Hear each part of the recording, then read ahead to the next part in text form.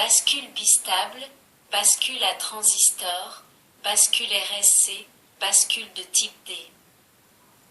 3. Les bascules bistables. 3.1. Différents types de bascules bistables. Ce sont des circuits dont les sorties possèdent deux états stables 1 ou 0. Ils ont la propriété de conserver ces états stables après la disparition du ou des niveaux logiques qui ont donné naissance à ces états stables. Ces circuits sont considérés comme des éléments de mémoire capables d'emmagasiner et de fournir une unité d'information, c'est-à-dire un bit. La bascule RS ou flip-flop est le type le plus simple de ces nouveaux circuits. Il existe deux types de flip-flop, les flip-flop RS et les flip-flop à horloge. Dans cette théorie, nous examinerons les bascules asynchrones, c'est-à-dire la bascule RS et ses dérivés, ainsi que les bascules D, commandées par un niveau logique. Les bascules D, commandées par une horloge et les bascules JK, sont des circuits synchrones et seront examinés dans la théorie 5. 3.2. Les bascules couplées croisées. 3.2. 1. Bascule couplée croisée RS réalisée avec des portes NOR. A. Fonctionnement. Il s'agit de la bascule examinée précédemment. Son schéma est indiqué à la figure 35. On appelle généralement les sorties d'une bascule Q et Q bar. Nous adopterons toutefois la notation Q bar étoile. En effet, Q bar n'est pas toujours le complément de Q. La bascule est dite 7 lorsque Q égale 1 et Q bar étoile égale 0. Elle est dite reset lorsque Q égale 0 et Q bar étoile égale 1. Les entrées R, reset et S, 7, sont actives au niveau logique H. Reprenons l'examen de cette bascule en montrant son fonctionnement au moyen d'un tableau présentant tous les cas successifs que l'on peut rencontrer. Ce tableau est présenté à la figure 36. La figure 36 permet de suivre l'évolution du circuit à partir de la mise sous tension. Les états des entrées sont indiqués pour chaque cas, ainsi que les états correspondants des sorties. Nous voyons qu'il existe dans cette bascule une entrée R et une entrée S. Dans le premier cas, seul l'état d'une des deux entrées des portes NOR est connu, niveau L. On ne peut donc pas dire quel est l'état des sorties, en effet, celui-ci dépend de l'état de la deuxième entrée du NOR. Dans le second cas, on applique un niveau H sur l'entrée R, ce qui a pour effet de forcer le premier NOR à 0. Ce 0, ramené sur l'entrée supérieure du second NOR, force la sortie de celui-ci à 1. Cette sortie étant ramenée sur l'entrée inférieure du premier NOR vient confirmer le forçage de celui-ci à 0. On aboutit ainsi au premier état stable de la bascule, reset. Dans le troisième cas, R est revenu à 0, on constate que compte tenu de l'état antérieur, la bascule est maintenue reset, le premier NOR étant forcé à 0 par son entrée inférieure. La sortie du second NOR est alors maintenue à 1, car ces deux entrées sont à l'état 0. On a mémorisé l'effet provoqué par R égale 1 dans le deuxième cas. Dans le quatrième cas, S passe à 1 et vient forcer le second NOR à 0. Par le même processus dû au rétrocouplage des NOR, on aboutit ainsi à la mise à 1 de la bascule ou 7, deuxième état stable. Dans le cinquième cas, S est revenu à 0, on constate le maintien de la bascule à 1. Dans le sixième cas, R et S sont à 1 simultanément et les deux portes nord sont forcées à 0. B. Table de vérité. Nous pouvons résumer ce fonctionnement sous la forme d'une table de vérité. Nous appellerons Qn l'état de la sortie Q à l'instant n et Qn-1 l'état de la sortie Q à l'instant n-1, c'est-à-dire à l'instant ayant précédé le changement d'état des entrées. De manière analogue, nous prendrons les notations Q bar étoile, n et Q bar étoile, n-1. Cette table de vérité est représentée à la figure 37. 2.2. Les bascules à transistors. Rappel sur les transistors. La figure 38 rappelle le fonctionnement du transistor NPN en commutation tel que vous l'avez vu dans la technologie 1. B. Les bascules R bar et S bar ou RS bar à transistor. Dans sa forme la plus simple à composants discrets, le circuit flip-flop est constitué comme le montre la figure 39. Analysons le fonctionnement de ce circuit. Lorsque l'on applique 0 V sur l'entrée R bar, S bar est à 5 V, la diode D1 est traversée par un courant ID1, figure 39, et il apparaît une tension VD1 très faible à ces bornes. Le transistor TR1 est alors bloqué, base insuffisamment positive pour qu'il conduise. TR1 étant bloqué, aucun courant ne le traverse et Q bar étoile monte à environ 5 volts. Cette tension est alors renvoyée à travers R2 sur la base de TR2 qui se sature, courant IB2. Q tombe alors à pratiquement 0 volts.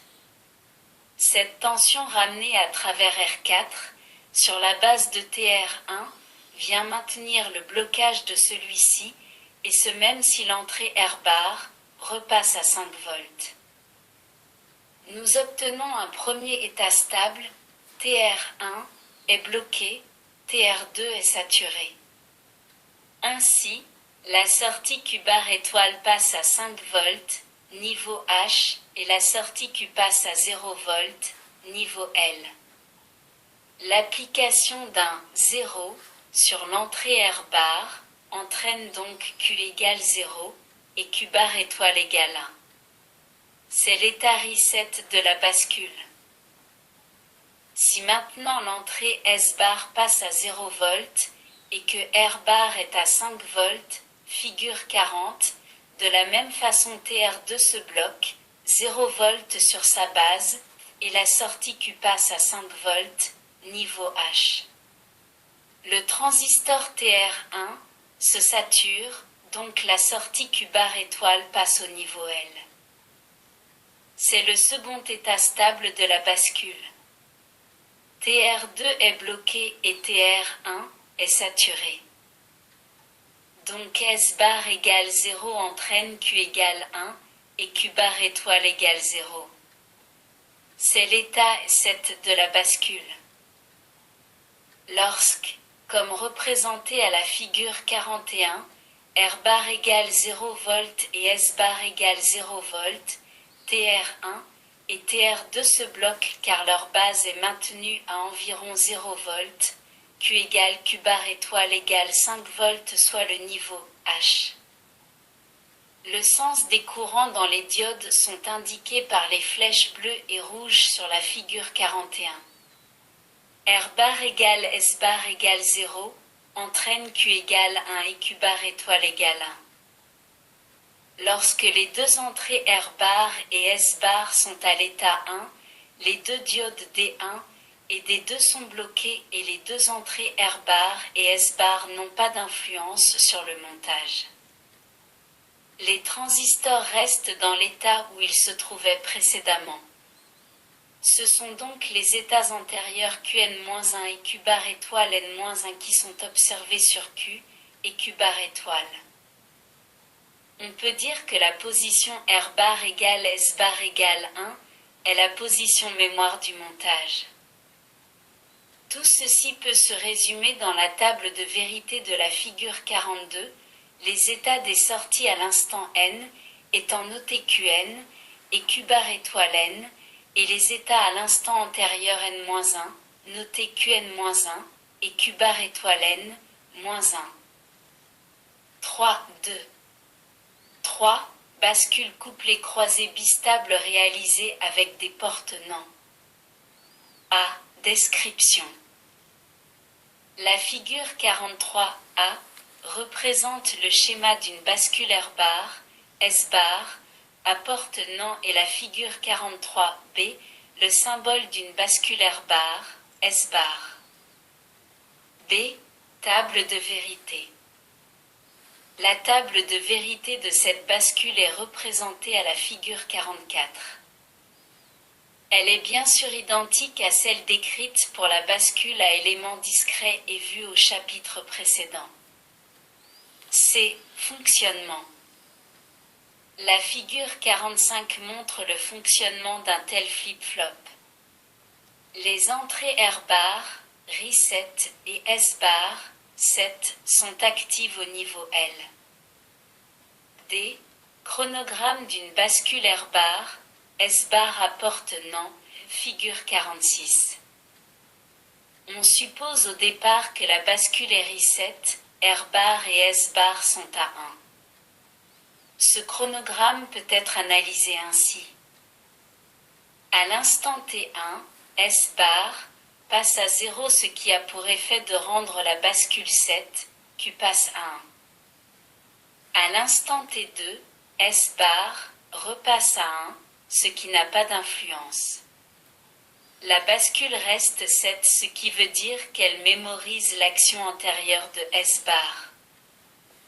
À l'instant T3, S bar passe à 0, ce qui a pour effet de rendre reset la bascule, Q passe à 0 et Q bar étoile passe à 1. À l'instant T4, R bar repasse à 1, ce qui n'a pas d'effet, la bascule reste reset, ce qui veut dire qu'elle mémorise l'action antérieure de R bar. À l'instant T5, S bar passe à 0, la bascule devient 7, Q passe à 1, et Q bar étoile passe à 0. À l'instant T6, S bar passe à 1, la bascule reste 7. À l'instant T7, S bar passe à 0, la bascule étant déjà 7, elle reste 7. À l'instant T8, R bar passe à 0, Q bar étoile passe à 1 mais Q reste à 1 quart, S bar est toujours à 0. À l'instant T9, S bar passe à 1, Q passe à 0, la bascule est de nouveau reset car R bar est resté à 0. À l'instant T10, R bar passe à 1, la bascule reste 7, ce qui veut dire que l'action antérieure de R bar est mémorisée. 3. Bascule dérivée des bascules couplées croisées. 3. 1. Bascule RSC. A. Description. Il s'agit d'une bascule à porte N-end dont les entrées sont commandées par deux autres portes N-end, comme le montre la figure 47. L'entrée de commande C, commune aux deux nouvelles portes N-end, permet de valider les deux entrées R et S. Celles-ci sont appelées R et S car ces entrées sont actives à l'état 1. Lorsque C est à l'état 1, les entrées S et R sont validées et la bascule RSC devient une bascule RS classique. Lorsque C passe à l'état 0, les entrées S bar 1 et R bar 1 passent à l'état 1, quel que soit l'état des entrées S et R.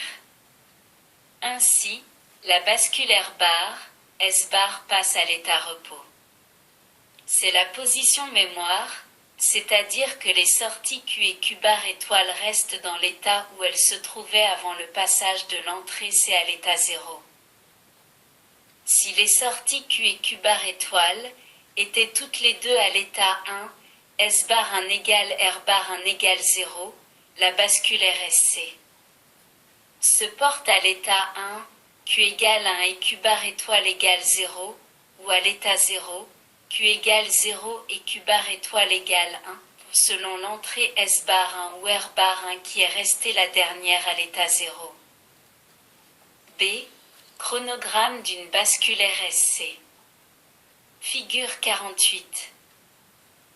À l'instant T0, la bascule est reset, Q égale 0, Q bar étoile, égale 1. À l'instant T1, l'entrée 7 passe à 1, mais comme l'entrée de commande C n'est pas à 1, la bascule RSC est en position mémoire, c'est-à-dire qu'aucun changement d'état des sorties ne se produit. À l'instant T2, S passe à 0, il n'y a pas de changement des états de Q et de Q bar étoile. À l'instant T3, R passe à 1, mais C n'est pas à 1, donc aucun changement d'état des sorties n'a lieu. À l'instant T4, R passe à 0, il n'y a pas de changement des états de Q et de Q bar étoile. À l'instant T5, S passe à 1, alors que C est à 1, la bascule devient donc 7, Q passe à 1, Q bar étoile passe à 0. À l'instant T6, S passe à 0, l'état antérieur de la bascule est mémorisé, c'est-à-dire qu'elle reste 7, Q égale 1, Q bar étoile égale 0. À l'instant T7, R passe à 1, alors que C est de nouveau à 1, la bascule devient reset, Q passe à 0, et Q bar étoile passe à 1. À l'instant T8, R passe à 0, l'état antérieur de la bascule est mémorisé, c'est-à-dire qu'elle reste reset, Q passe à 0, Q bar étoile passe à 1. À l'instant T9, S passe à 1, alors que C est toujours à 1, la bascule devient 7, Q passe à 1, Q bar étoile passe à 0. À l'instant T10, S passe à 0, il n'y a pas de changement des états de Q et de Q bar étoile. C. Table de vérité. La table de vérité de la figure 49 résume le fonctionnement d'une bascule RSC. On constate qu'à chaque fois que C égale 0, la bascule est en position mémoire, alors que pour C égale 1, la bascule RSC se comporte exactement comme une bascule RS classique. 3, 4. Bascule de type D ou latch, verrou en anglais. A. Description. Les bascules RS, R bar, S bar et RSC, examinées précédemment, possédaient deux entrées pour positionner la bascule à un état déterminé. L'une R ou R bar permettait de mettre la bascule à 0, position reset, l'autre S ou S bar permettait de mettre la bascule à 1, position 7. La bascule de type D ou latch est dérivée de la bascule RSC. Elle possède, quant à elle, une seule entrée, D, pour positionner les sorties. En effet, on place un inverseur entre l'entrée S et l'entrée R de la bascule RSC. L'entrée S devient l'entrée D de la bascule de type D, dont le schéma est représenté figure 50. La sortie Q bar étoile devient Q bar. En effet, dans cette bascule, les sorties Q et Q bar sont toujours complémentaires. Lorsque C égale 1 et D égale 1, alors S bar 1 égale 0 et R bar 1 égale 1. La bascule D se trouve donc à l'état 1, Q égale 1 et Q bar égale 0. Lorsque C égale 1 et D égale 0, alors S bar 1 égale 1 et R bar égale 0. La bascule D se trouve donc à l'état 0, Q égale 0 et Q bar égale 1. Lorsque C passe à l'état 0, la bascule reste dans l'état où elle se trouvait avant que l'entrée C ne passe à 0, c'est-à-dire qu'elle est set ou reset. C'est la position mémoire, l'entrée D n'a désormais plus d'action sur les sorties Q et Q bar. En résumé, lorsque C égale 1, la sortie Q se trouve au même état logique que l'entrée D. On dit que la sortie Q recopie, reproduit ou suit l'entrée D, Q égale D. Lorsque C passe à l'état 0, il y a mémorisation en sortie Q du dernier état logique présent à la sortie Q donc présent à l'entrée D. B. Chronogramme d'une bascule D, figure 51.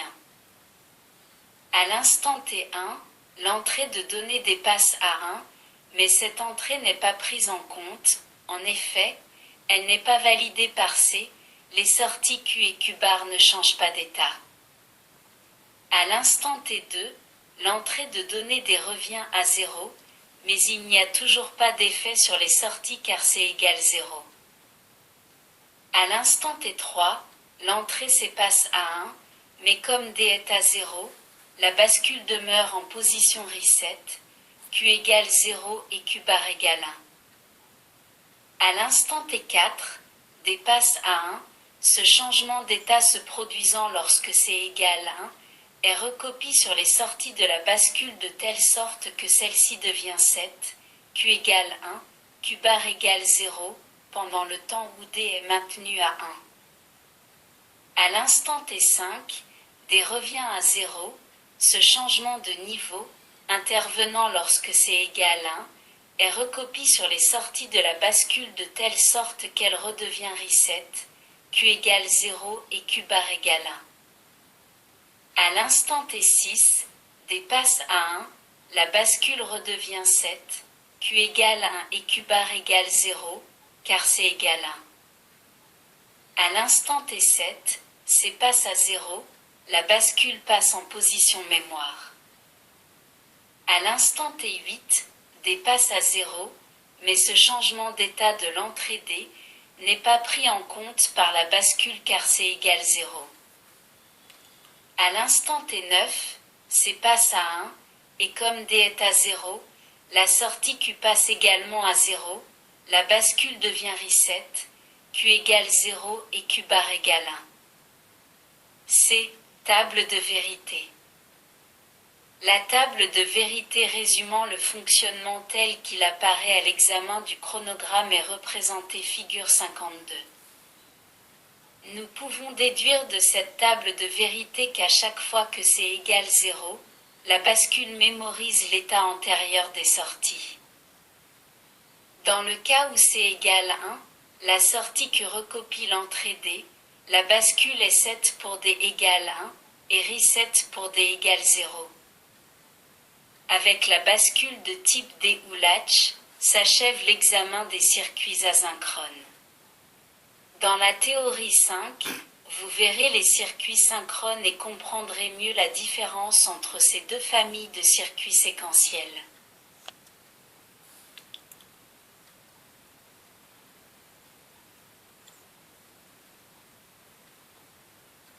Merci de votre écoute. À bientôt.